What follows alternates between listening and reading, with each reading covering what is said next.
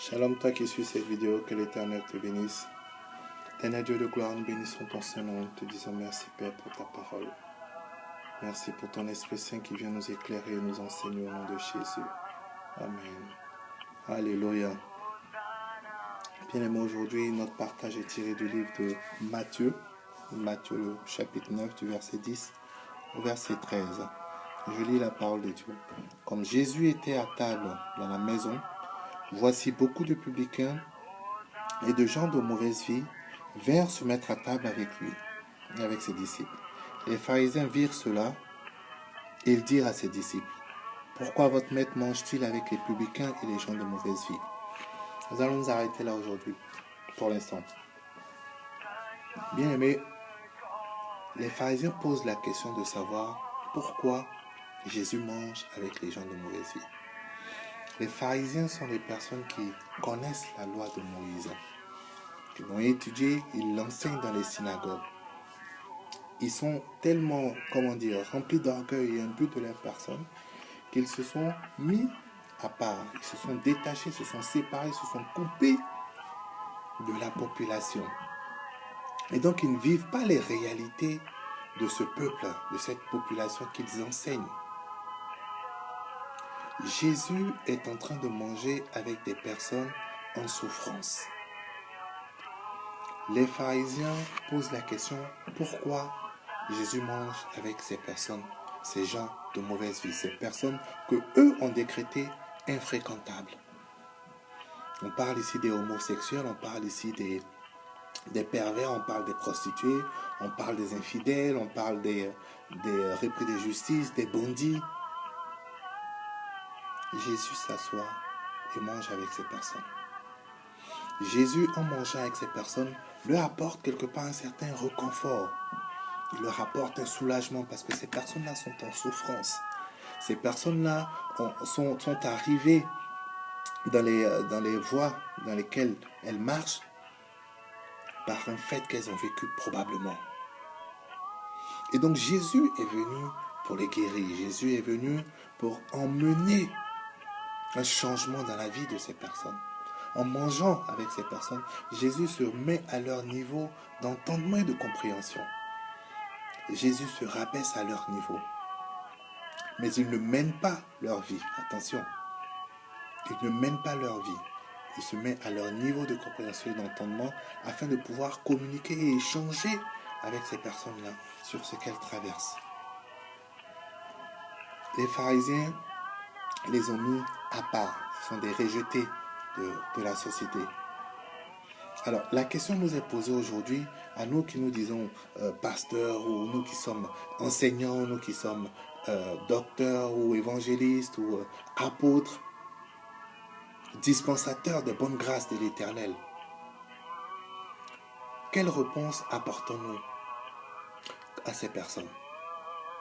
Comment les gagner à Jésus? Si, comme les pharisiens, nous estimons que nous ne pouvons pas discuter avec une prostituée. Parce qu'en réalité, les pharisiens ont peur du jugement qui peut être porté si on les voit en train d'échanger avec ces personnes.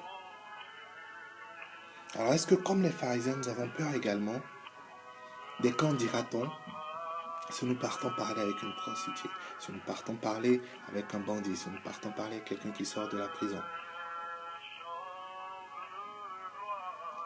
La parole nous dit d'aimer notre prochain comme nous-mêmes. Est-ce que nous reflétons ce que Jésus nous a appris? Est-ce que nous enseignons ce que Jésus nous a appris?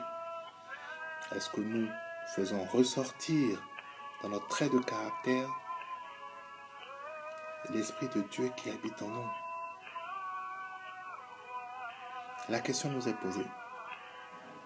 Et c'est pour ça que ce message est intitulé « Non-assistance à personne en danger ». La non-assistance à personne en danger, c'est le fait de voir quelqu'un qui court un danger qui met sa vie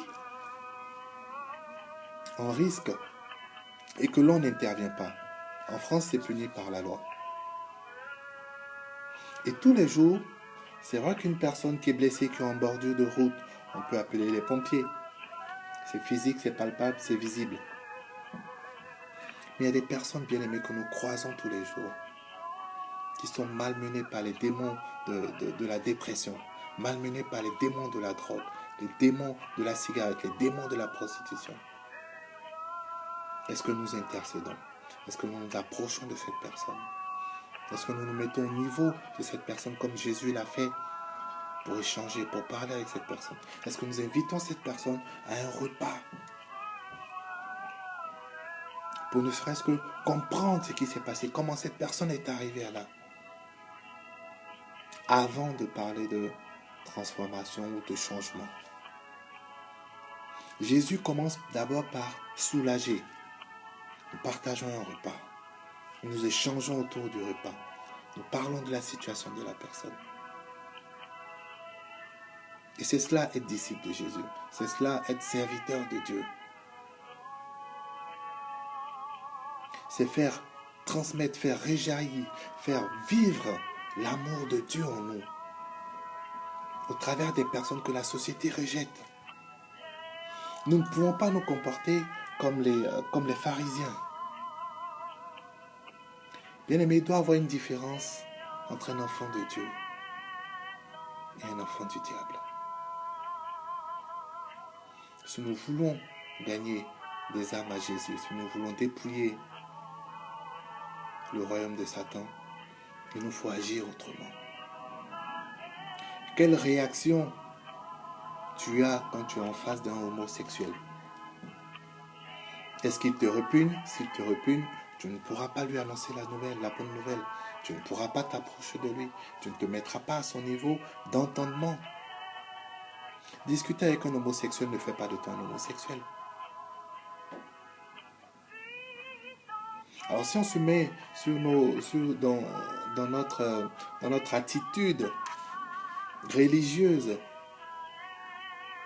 de saint, et donc on ne peut pas échanger avec ces gens-là, il y a problème.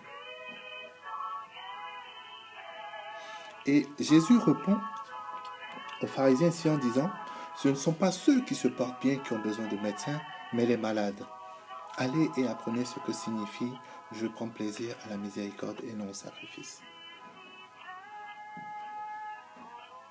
Ce ne sont pas ceux qui se portent bien qui ont besoin de médecins, mais les malades. Et Dieu seul sait combien de malades nous croisons tous les jours. Combien de personnes en danger que nous n'assistons pas, à qui nous n'apportons pas cette assistance-là. Nous avons Jésus.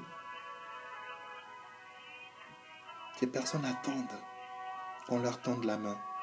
Ces personnes attendent qu'on les invite.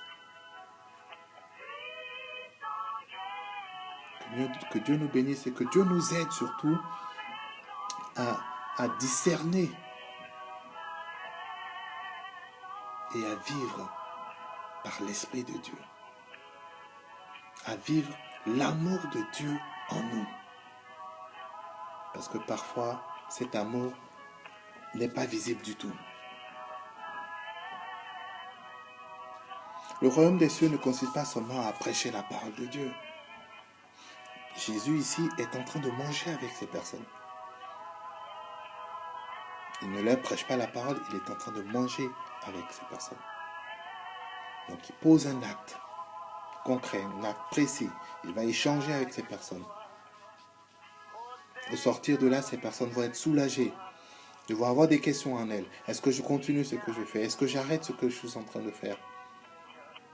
Et c'est l'échange avec Jésus qui va provoquer ces questions-là, qui va pousser. Ces personnes attendent qu'on leur tende la main. Elles sont en bordure de route. Nous les croisons tous les jours dans les transports. Ici en Europe, nous les croisons dans les transports. Le visage fermé, en train de souffrir intérieurement, malmenés. Et nous avons ce qu'il faut. Nous avons la solution. Notre devoir est de leur donner ce Jésus que nous avons, de leur transmettre cet amour, de leur faire savoir qu'il y a autre chose que ce qu'elles vivent. Il y a un soulagement, il y a un réconfort. Que Dieu vous bénisse et vous garde au nom de Jésus. Amen.